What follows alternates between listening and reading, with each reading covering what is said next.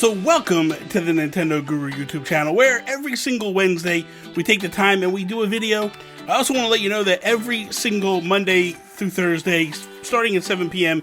Eastern Standard Time, we're streaming over on Twitch, playing some great games with the community. This week we've been playing some Pokemons and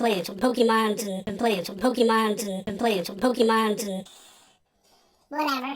Come hang out and play some games with the community. It's been a blast. So look, these things right here, right? These AMIIBO, 5 years old. Let's discuss.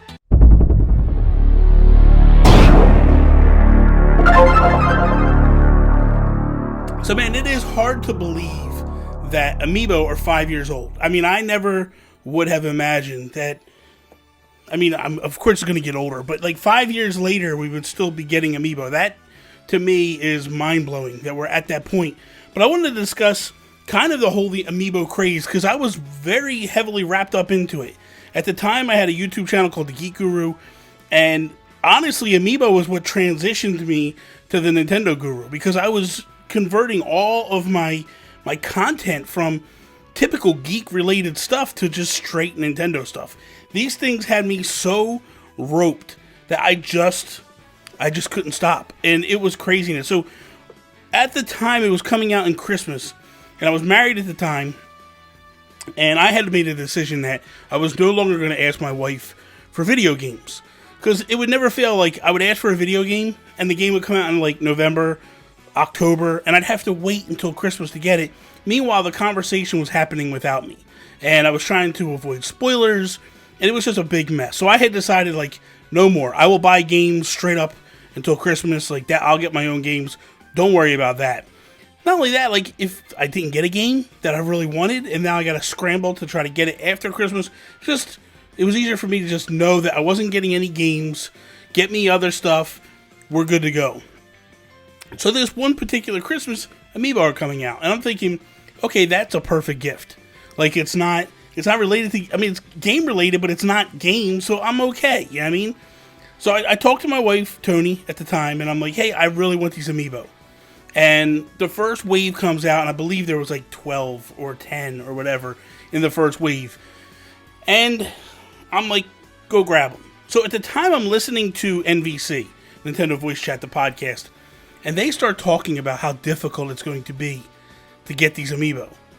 And I start to panic a little bit, and I'm thinking to myself, was this a mistake?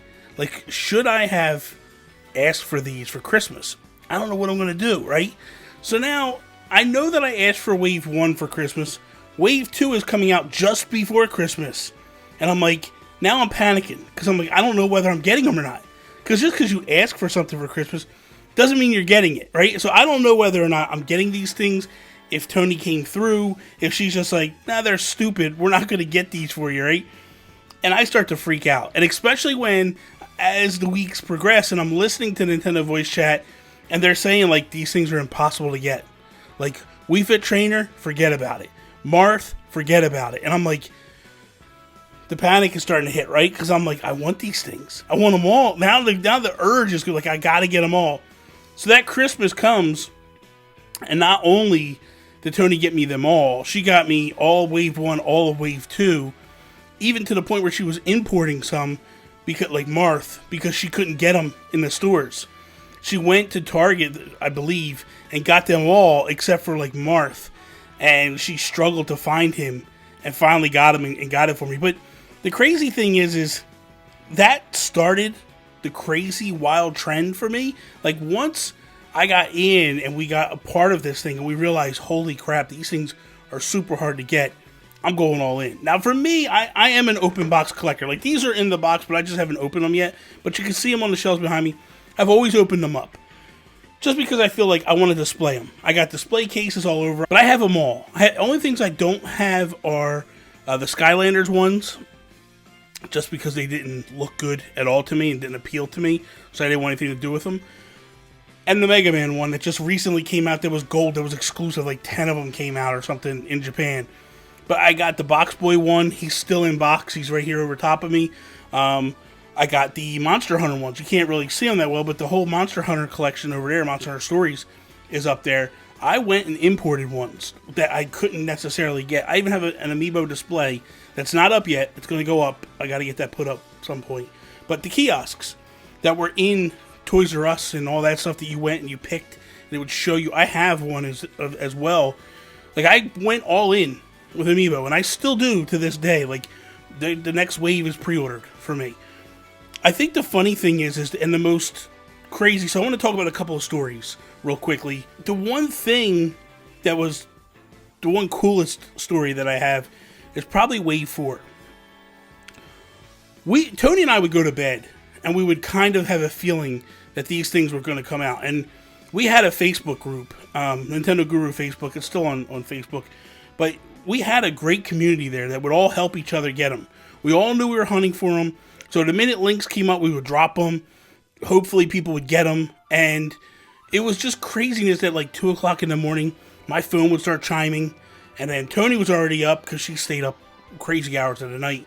But she was up and she was like trying to get them, pre-order them. And then like they would go up and like seconds later they'd be gone. And that's how wild it was. Like they would go up for like 3-4 seconds. Maybe you'd be lucky and get a couple minutes out of it. But they were like up and gone so fast. So Tony was sick one day and couldn't go to work. And I was like, listen, wait for GameStop has the exclusive of NES. I need that. It's going to be so hard to get. Can you just go over there? I heard a rumor that they're going to be taking pre-orders at this time. Can you just go to GameStop? So she was like, I really don't feel good, please. And I'm like, Tony, I'm not going to force you. I understand. But man, I would really appreciate if you could do this for me. So she was like, okay. So she goes over and they tell her it's not going to be this time. You got to come back in a few hours. So she does. And they formed a line on the back end of the store. And she was the second in line. She comes around, they get up to the front of the line, and that's when the computer systems crashed. Because the mistake was, people believed they could order them online, and GameStop's system at the time was, the in-store also functioned as the online. Completely crashed the system. She was there for like 4 hours, waiting in line to get me these things, and she got them all. She got every single one, but as a person that suffered from anxiety, she was literally going out of her mind. There's a video up on the Geek Guru channel where we discussed the story and we laid the story out and stuff, but like, it was nuts. She was literally like, I can't believe I'm doing this. This is nuts. And she's texting me like, I don't know if you can do this. I don't know if you can. I'm like, you've already been there for like a couple, please, just wait, and all that stuff. But the other thing too is all the amazing people that I've met via Amiibo. I remember going to get Rosalina, and I woke up at 4 o'clock in the morning to go to my local Target.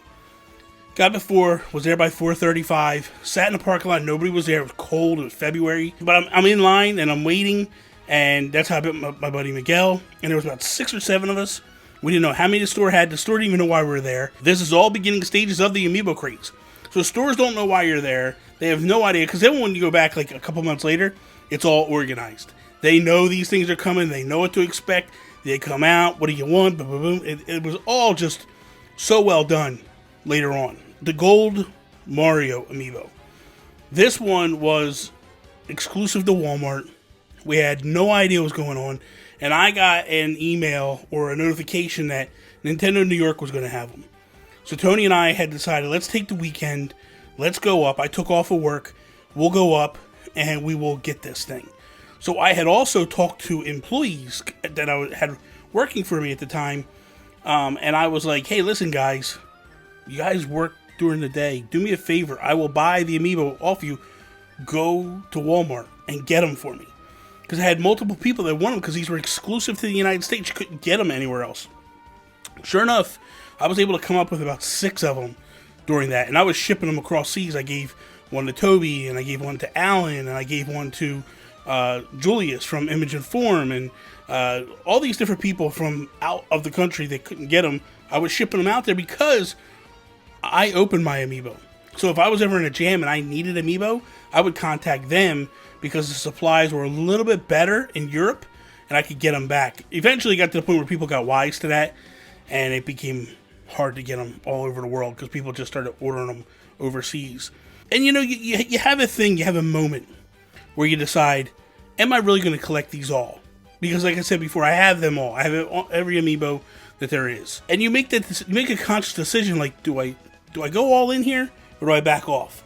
And the decision was real simple for me. It was when the Mario Party series come out, and they had a red base to them, so they were different than the Smash ones. And I remember saying to Tony, the only one out of here that I want is Toad, because I have Mario, Peach, Luigi already. And Tony's words to me were, yeah, but the base is red, and that's gonna be weird. You don't want to do that. And I was like, I like the way you think. I like the way you think. So she was like, she's the one to convince me to actually pre-order all of the Mario Party ones. And I think that's when people started to realize that the Amiibo were starting to get a little out of control. And it wasn't as popular as people thought it was, because as things progressed, the later or the alternate ones were much easier to get than the Smash ones. The Smash ones, and I guess the only way to look at it is with the Smash ones, you were getting characters that you had no idea you would ever get before. I mean, like Ken from Street Fighter, or Simon Belmont from Castlevania. Like, who would ever think that you could get these things? And the fact that we were getting them was mind-blowing. So you had Castlevania fans that would try to get these things, as well as Nintendo fans, as well as Smash fans. So you had this conglomerate of groups going in to try to get characters and get these toys that they couldn't get anywhere else. And because, let's be honest, the video game world in the United States, in Europe, doesn't really have a big opportunity to get such cool things like little figures, little statues of your favorite characters. In Japan, it's a little bit more prevalent. If you're a fan of video games, a fan of characters, you start to go in and you start to collect these things because of this reasoning. So I decided pretty well off early that, like, I'm going to go for them all. To the point where I had gotten Rob the Robot, the Famicom edition, which was red and white, before it even came to the United States. I imported them from Japan. So there was times like that I was just like, I gotta go get these things. But for me personally, I just want to collect them. I just want to own them because I want the statues, I want the figures. I want these characters that I would never have an opportunity to have again. And that was what it was for me. That's where I was heading, and that's where I was going the entire time that I was collecting Amiibo. Even to this day, like, it's a mentality of, like, you should stop. That's the one side of my brain. My one side of my brain is going, like, you should stop. You don't need no more. But the other side of my brain is like, yeah, but man, these are characters that you're never really going to be able to get statues or figures of ever again. Like, an example. When are you ever going to get, like, an Incineroar? Anything. Like, you're never really going to get one. You know what I mean? Like, it's rare. So because Incineroars in Smash, we get the opportunity to get them. Same thing with, like, Chrom. When are you going to get a Chrom? Anything. So if you're a fan of the games, the series, the characters, it becomes this thing of, this is my opportunity to get them. And I have to go for it, and I have to try to get them all. And that's where my mentality came from, and that's what started me down this rabbit hole of collecting. Then I also have special, basically customs that I have. And I have customs from some of the best creators ever. Evilos, he did a Pikachu one for me. Catherine, Xanarkid Sky, she did Rusty Amiibo from SteamWorld Dig. So much so that people actually thought that was going to be an announcement from Image and Form. Image and Form did a video, and then one of the websites grabbed it and was like, hey, they're announcing Amiibo. Like, look at this Amiibo on the back shelf. And what it was Catherine did mine first, and then Image and Form reached out to her to do one for them. And they caught theirs, and then they took footage of one of my videos showing off my, my custom, and they were like, this is it. This is happening. And I was like, I hate to burst your bubble, but that's not it. Like, this isn't happening. So, my curiosity goes to you guys, though. Did you ever get into collecting Amiibo? Like, what are some of your favorite stories of collecting Amiibo? I mean, I have a multitude of them. There's so many of them, I can't even tell them all. But the fact of, like, again, Tony hanging out for Wave 4, the waking up in the middle of the night to try to pre-order them, all that stuff, like everything having all your credentials loaded into all the websites, so anybody that offers to pre-order, you just go and get them, especially when it became you could only get one, and that was it, like when they started to put the restrictions on them. It's craziness. But let me know in the comments below, like, what's your favorite moment of Amiibo? Did you collect them? Do you think they're stupid?